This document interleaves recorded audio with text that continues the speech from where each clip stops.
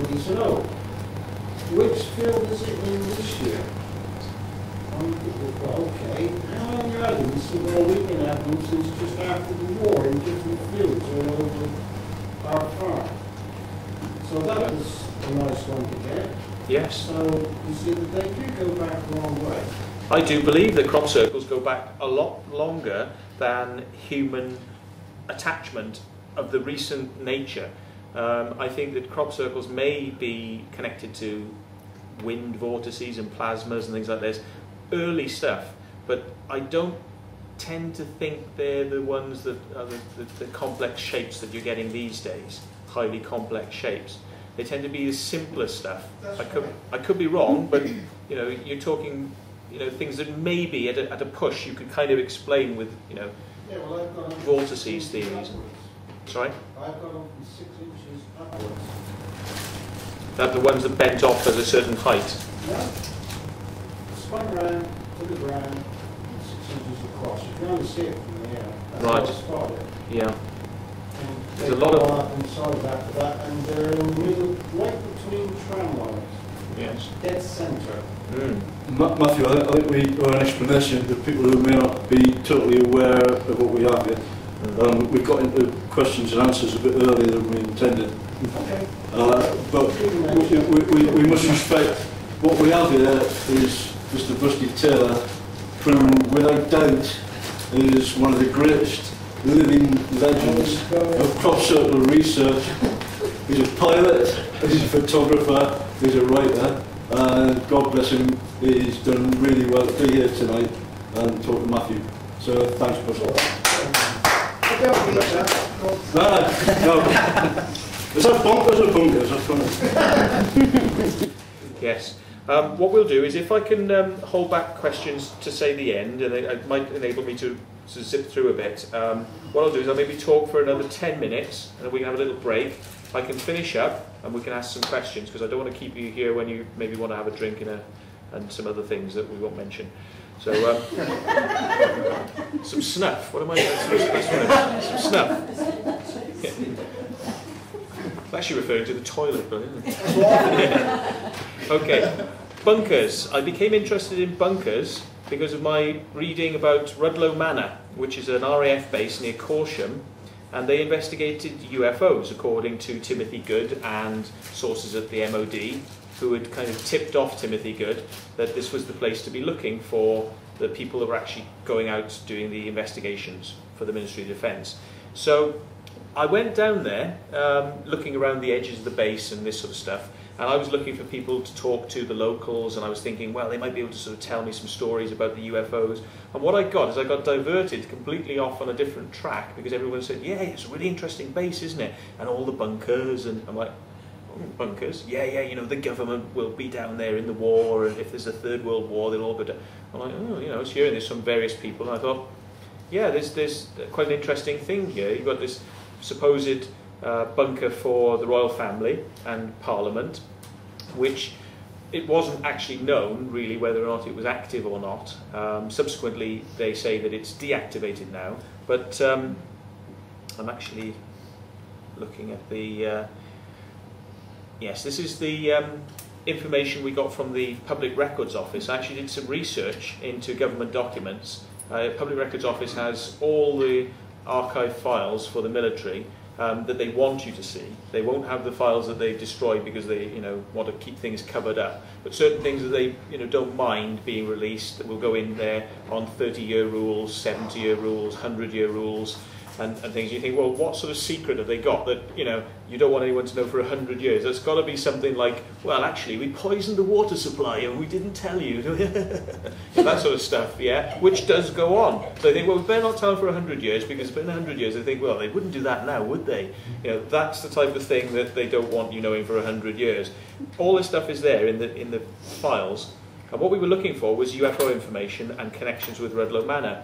We found a set of documents which had just been released, and we highlighted the fact that the Provost and Security Service, which is the police basically, Provost and Security Service, they're based at the time in Acton in West 3 London, but they actually moved later on in the 70s to RAF Rudloe Manor. So they were up there until late 80s, and now they've moved to RAF Henlow. But we actually saw from the documents, and these had never been seen before, to prove that the rumours that government offices and government officers were going out to interview UFO witnesses as kind of like the Man in Black story, and then asking witnesses not to talk about their sightings, that it would be better for them if they didn't, and this sort of stuff, an ominous tone. These reports were actually talking about the fact that they went out to visit the witnesses, and some of the witnesses were tracked down, and they said, oh yes, I was told never to talk about it, you know, and that's why I never did. And it's like, because the names are in the document. So we actually found these, and it relates to RAF Rudloe Manor Provost and Security Service. But I went slightly sideways in my research, and I think the next one is DDI Tech. You can see up in the top, talking about Department of Defence Intelligence, technical, doing investigations into UFOs. A lot of this stuff was published in magazines. We made a big feature of it, that there were all these departments that were dealing with it at a very high level, whereas there was a figurehead person, one officer, working in Whitehall, who would actually reply to members of the public going, oh, probably just a weather balloon, madam, no, not really interested, this sort of stuff. This was the focal point, was one person who was supposed to be investigating, and yet behind we had these files telling us that there were defence intelligence departments actually looking into this subject at a much higher level. So we thought, yes, we've got the MOD by the balls now, you know, we've got them. And so we started telling people about this file, and of course they went to the Public Records Office to pull the file themselves to get copies, and it disappeared, the file disappeared. And we thought, ooh, that's a bit weird. So we said, do you know where this file is, Public Records Office? And they said, no, we have no idea where the file is. And we were like, oh, okay. And they said, we'll look for it in 6 months' time when we do an audit where we look through all the files to find any missing ones and see if anything drops out. Okay, we said. 6 months' time, we checked with them. Have you found the file? No, we don't know where the file is. So, being a bit of a devious sort of person on some levels, and investigative journalist devious, I rang up the Public Records Office, and I rang up the MOD, and I sort of pretended that I was from the MOD. And I said, I'm just trying to check where a file is, if you can just let me know. And they said, oh, hang on, we've looked it up. Yes, that's with the MOD. I said, okay, oh, can you confirm when it was sent across? And they said, oh, you know, it was sent across about 7 months ago. And I was like, that's when it went missing, right? And that's on the file. Oh, yeah, okay, I'll anybody in, you know, no, you'll have to contact the MOD. So contact the MOD. Oh, yes, it's with a department. And they gave me the department name. I think it was the Air Ministry's Operations Centre. And they'd recall this file. Now, for any of you that are not aware, once a file goes into public view at the Public Records Office, it's not meant to be removed from public view. So for the MOD to take a file containing UFO information out of the record system, then the Records Office to deny that they knew where it was, when it was actually with the MOD at that time, this was actually a big conflict going on here with the way things were meant to work. So we highlighted this point, and we asked for a parliamentary question to be asked about the whereabouts of the file. We already knew where the file was, but we asked for a question to be asked. And they asked a question, and it came back, we don't know where the file is. And we said, well, actually, you do. So we proved that to Parliament, the MOD and the Public Records Office were prepared to state officially, publicly, that they didn't know where this file was. We gave the evidence that said they did. Suddenly, I think it was within 2 days of us presenting the evidence, that file was back in the Public Records Office. It wasn't lost at all.